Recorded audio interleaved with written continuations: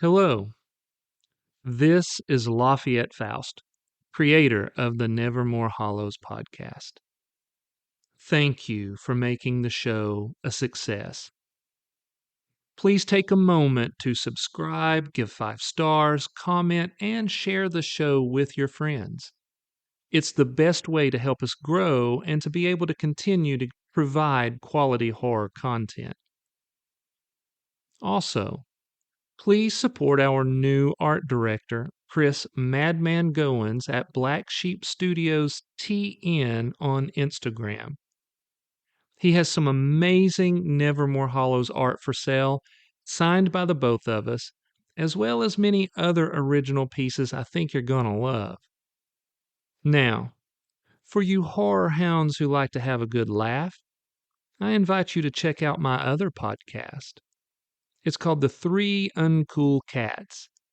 In it, my 2 friends and I sit in a basement and discuss music, movies, and whatever else comes into our warped minds. I would really appreciate it if you would give it a listen. Now, with that out of the way, I invite you to sit back, turn on a light, and prepare yourself.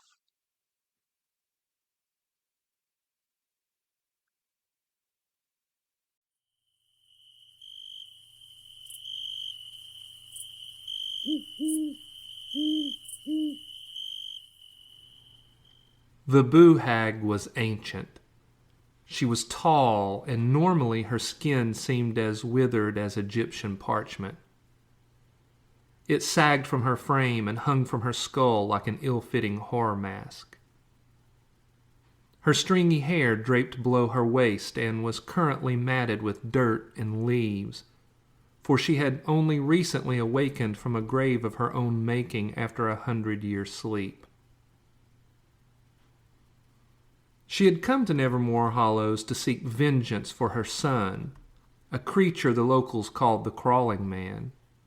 He had been in the area for the past few weeks, snatching children, eating their souls, and turning them into his slaves.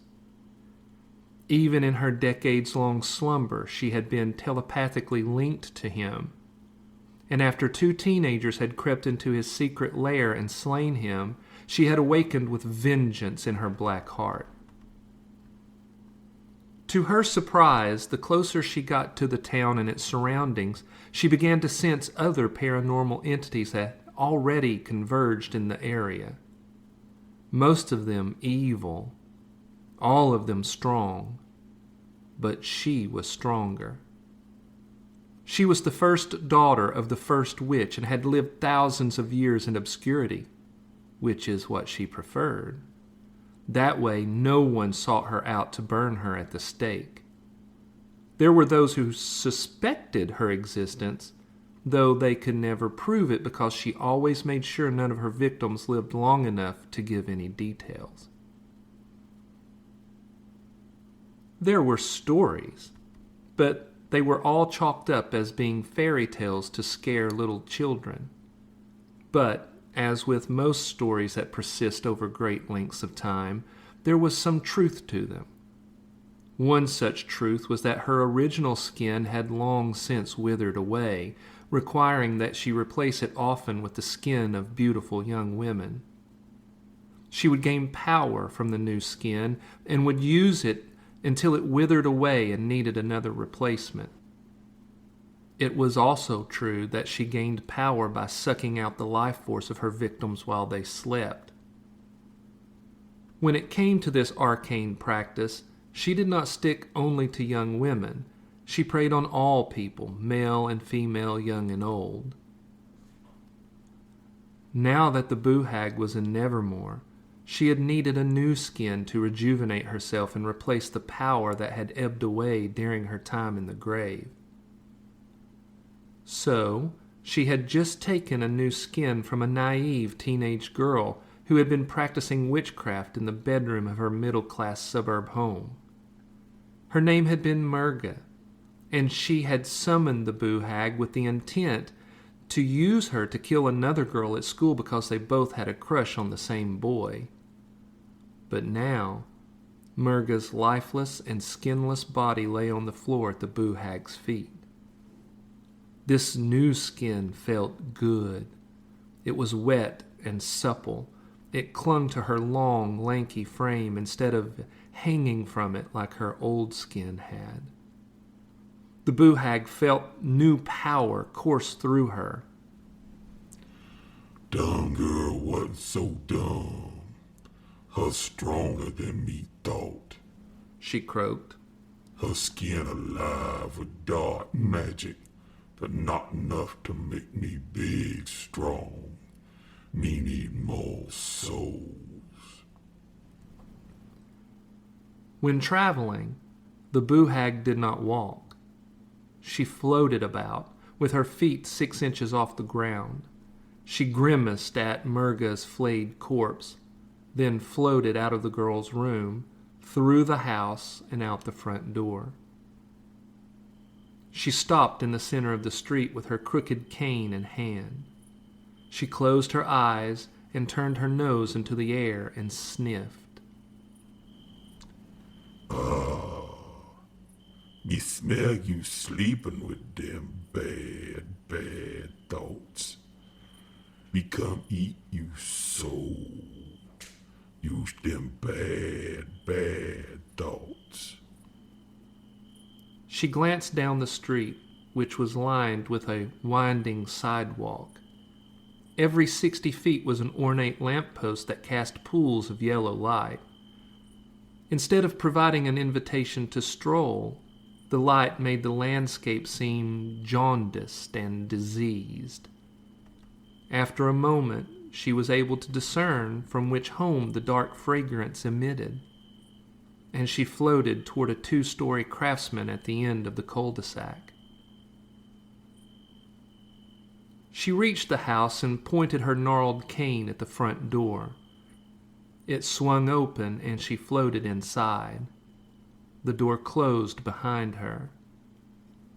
She stopped in the dark living room, closed her eyes, and sniffed again. Once she honed onto the scent, she opened her eyes and floated up the stairs to the 2nd floor, which was where the bedrooms were located. She passed the first 2 bedrooms and ended up in a 3rd one at the end of the hallway.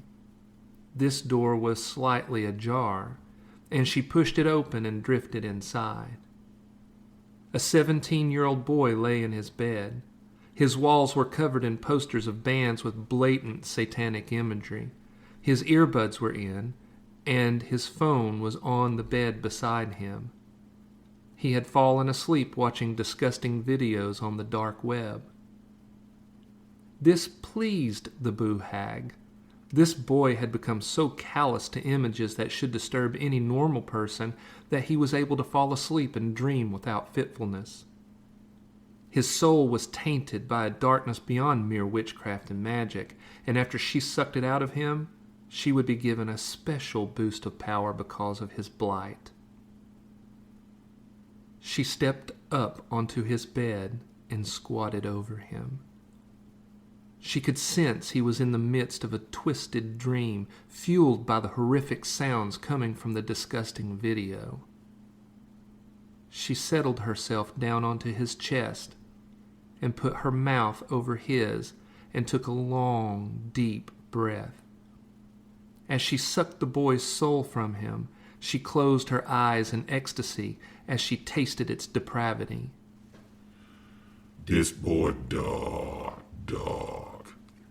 Him soul tastes like dust sludge in the pit of hell. It bring me much juju. She crawled off the boy when she was finished drinking his soul. She stood straighter, felt the boy's darkness slither through her, felt her new skin crawl with its power.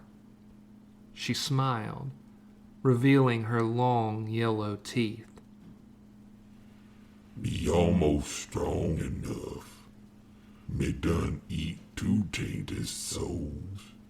Now me need to eat the soul of a warrior to be big strong, to make this town a dead town. The Boo Hag floated out of the house and into the street. Her new skin was too small for her lanky frame and had split open at her elbows and knees. The flesh on her face was so taut that it pulled her lips back in a constant grimace, revealing her yellow teeth. She was unable to blink, making her gaze even more piercing and maniacal. Her renewed black magic powers writhed inside her. Me not be this strong in 300 years. This town got darkness in it like me never see before. After a moment, she caught a whiff of an energy that was clearly that of a warrior. It was unlike any she'd ever experienced because it radiated as if it was full of a burning light. She decided she would test her new power against this person. She would go to them, and she would kill them. But first, she needed a familiar. She began to chant, her raspy voice calling out to the animals that used this neighborhood and its surrounding woods as their home. Within a few heartbeats, blackbirds and bats fluttered around her, and a small group of dogs and cats padded over. A mangy coyote, a fat skunk, a massive boar, and a dozen rattlesnakes crept from the woods. And a raccoon that had lost all its fur due to sarcoptic mange scrambled from a nearby tree. The animals formed a circle around the old witch. You the animals that willing to be my bad juju headers? But only one can be. Let me see. Let me see. The Boo Hag began to turn in a slow circle, eyes closed, holding her cane out, feeling the energy coming from the animals that surrounded her. Me need one that be smart, but will also be sneak. One that can watch me enemy and tell me what they up to. And also fight with me. That mean no sneaky snake, no coyote, and no big old boar. As she continued to slowly turn, she flicked her wrist at the animals she dismissed, and the snakes and the coyote and the boar all turned and slunk and slithered back into the black woods. Me need one that can also be deadly. During her third turn, she flicked her wrist again, and the crows and the bats took flight, swarming around her before flying off into the night. Not you doggies and kitties. You not clever enough or deadly mean. Only one got the sneaky sneak and the deadly. That means me pick you. She stopped turning and pointed directly at the hairless raccoon who was sitting with his head slightly cocked at her. It was completely hairless, with thick, scabbed skin, and though it was hairless, it still had black circles of flesh around its eyes and nose and on its hands.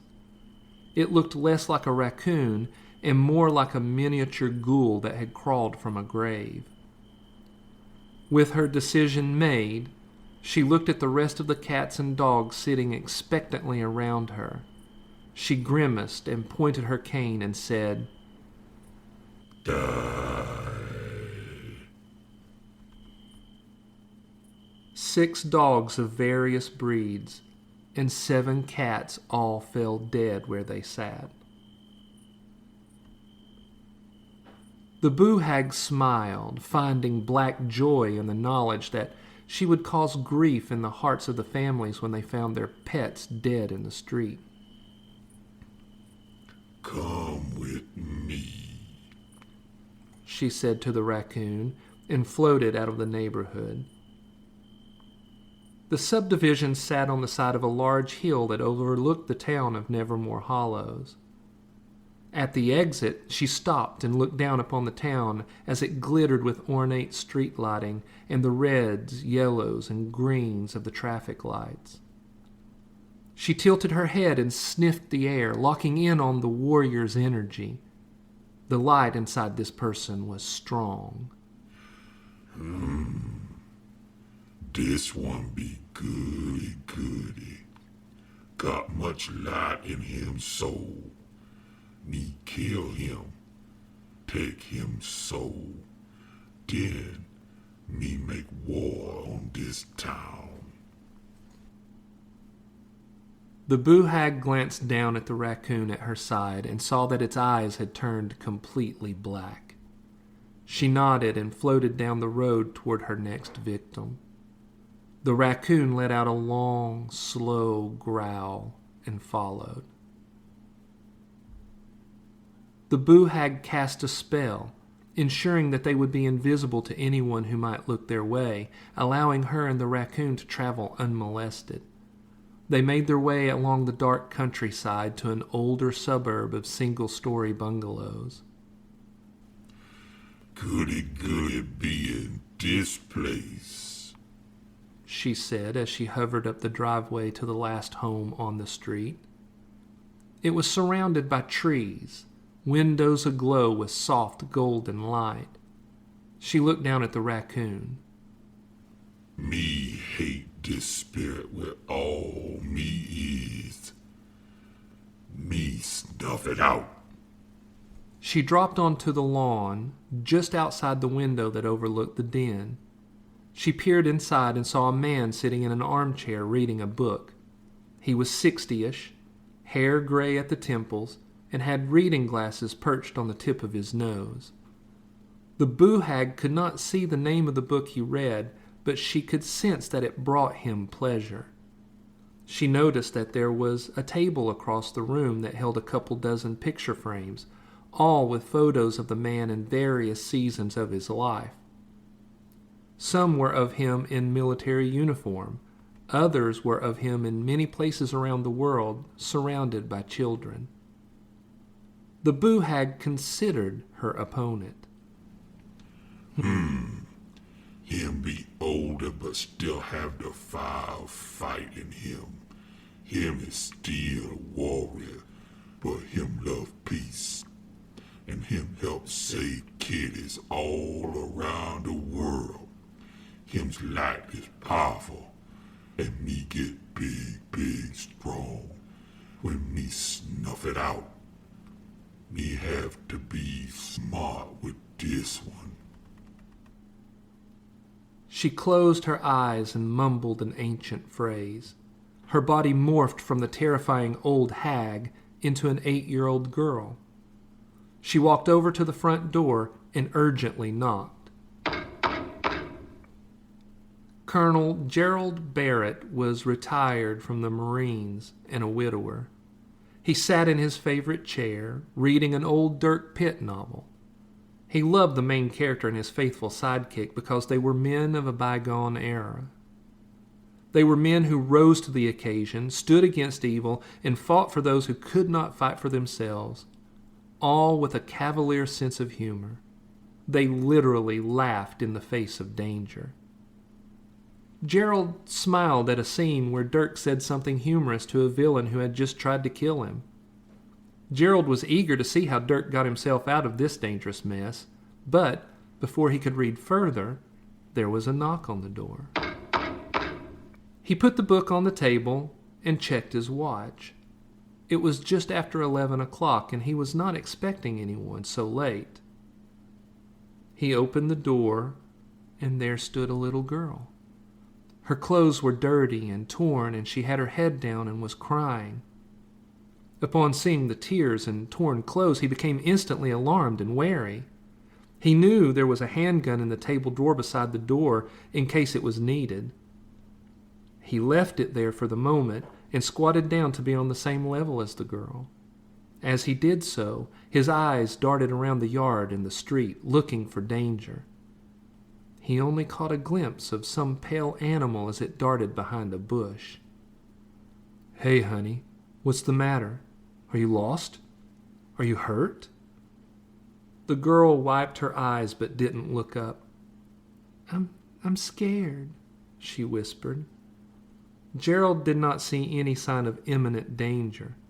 "Okay, I'm going to let you in and I'm going to call the sheriff. We're going to take care of you. Do you live around here?" The little girl kept her head down. She shook it, indicating that she did not live close by. "Okay, come on in. I'm going to get you something to drink while we wait on the sheriff."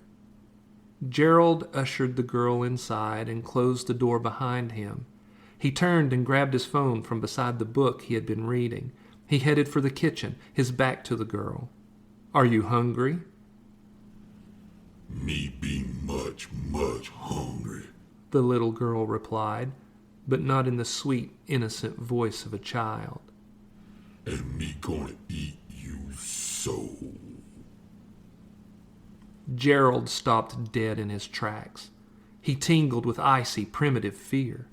He had never heard a voice so inhuman, so possessed with hate. He turned and saw not a little girl, but instead a nightmare come to life. Though he could not fully comprehend what stood before him, he knew he would die on this night. But, being a warrior, he knew that while it was okay to feel fear, it was not okay to die a coward. So, resolving himself to the fact that these were to be his last moments on earth, he was going to make damn sure he hurt this beast as much as possible on his way to the afterlife. Channeling the hero he had just been reading about, he cocked his head and said, "I've danced with a few women in my life, but honey, you're the ugliest." The Boo Hag looked confused at the fact that he did not cry or plead for his life. She started to speak, but before she could say anything, Gerald said, "If it's okay with you, I think I'm going to take the lead."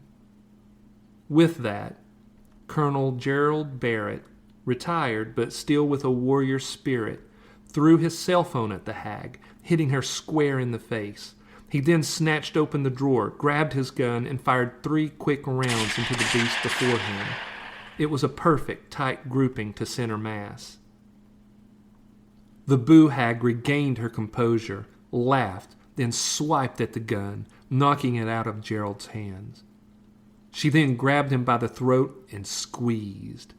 Not able to turn his head, his vision darkening, Gerald saw the ornate metal cross on the wall beside the door.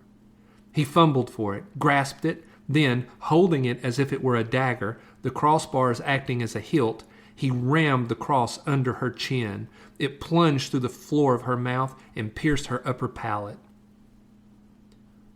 This surprised the Boo Hag. Her eyes shot wide, and she loosened her grip enough that he was finally able to breathe. Gerald intuited from her shock that maybe the way to kill her was to destroy her brain. He yanked the cross free, and thick, dark blood flowed from the wound. He shoved the cross toward her left eye, intending to stab it into her brain. She was quicker than she looked. She let go of his throat and twisted away from him. The cross cut deep into her cheek. He was relentless in his attack, forcing her back as he plunged the cross into her chest, her arms, her neck, as he looked for an opening to stab her brain. "Come help," the Boo Hag yelled, and to Gerald's surprise, a mangy and scabbed raccoon ran through the door and clambered up his leg, onto his chest, and started clawing at his face. Gerald dropped the cross and grabbed the animal as blood poured down his face into his eyes. The Boo Hag saw her opening. She stepped forward, grabbed Gerald's head, and twisted, snapping his neck. In the nanosecond before Gerald stepped into a kingdom where he would receive a victor's crown for his service in this fallen realm, he realized that the only way evil ever wins is if it cheats. The Boo Hag dropped Gerald's lifeless body to the floor and grimaced. It was rare that anyone had ever fought back. Usually, upon seeing her, they were frozen in horror. Occasionally, they tried to run, but never got far. Of those few who did choose to fight, it was never with the ferocity that this man had shown. In anger, she spat on his body, then used an arcane spell to heal the wounds he had caused. Then she turned and floated out the door and toward the next neighborhood, with a new understanding that she should never pick a fight with anyone who had such a light in their soul as this man had.